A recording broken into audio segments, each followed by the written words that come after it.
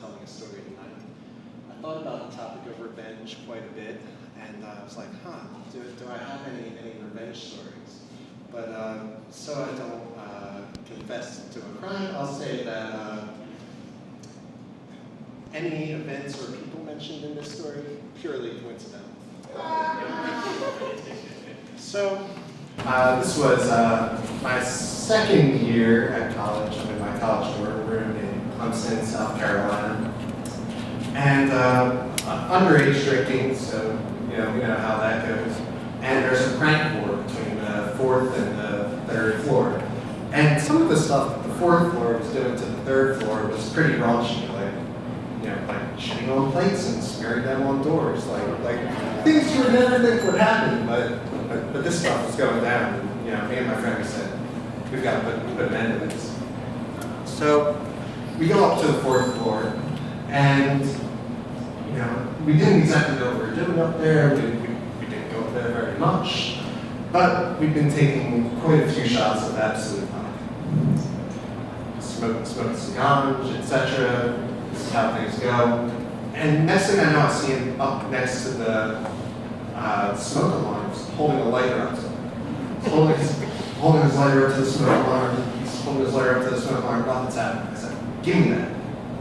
So I grabbed it out of his hand, hold the lighter up to the smoke alarm. Next thing I know, every single sprinkler down the hall,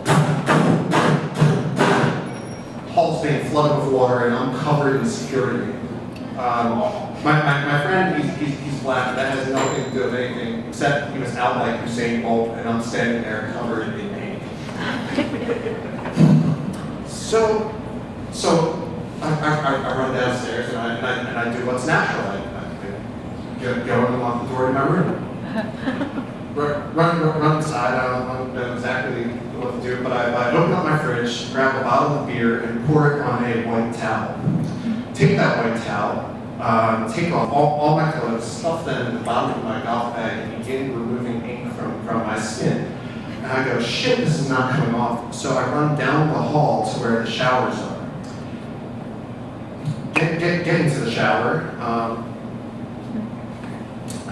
Proceed to scrub the ink off myself, and come back to my room and throw some clothes on. When I come out the door, there are firemen in the elevator with about 6 inches of water, with water proceeding to run down the steps.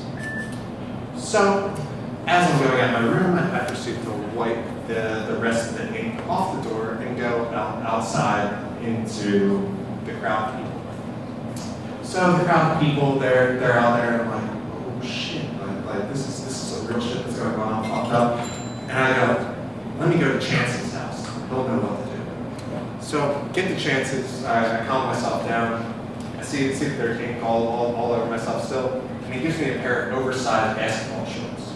Put those on, ditch the clothing in the woods, head back to my dorm, and the fire sergeant is there interviewing everyone as they come in. Of course they want to speak to me. Tell them that I was sleeping when the alarm went off, and I had no idea about what was happening that evening. So go to bed, wake up the next morning, I have all these ink-covered clothes in the bottom of my golf bag. I'm like, shit, what do I do with these? Well, I'll make it look as though I'm going to play golf. So 5 o'clock in the morning, I put my golf bag on, I take the bus down to the golf course, and I drown my clothing in wine. Come back later that day, and I speak to my friend who we'll call A, and say, we said, what are we going to do about this? Well, he asked me what we're going to do, and I say, well, you've seen the shows, we got to make it through the first 48.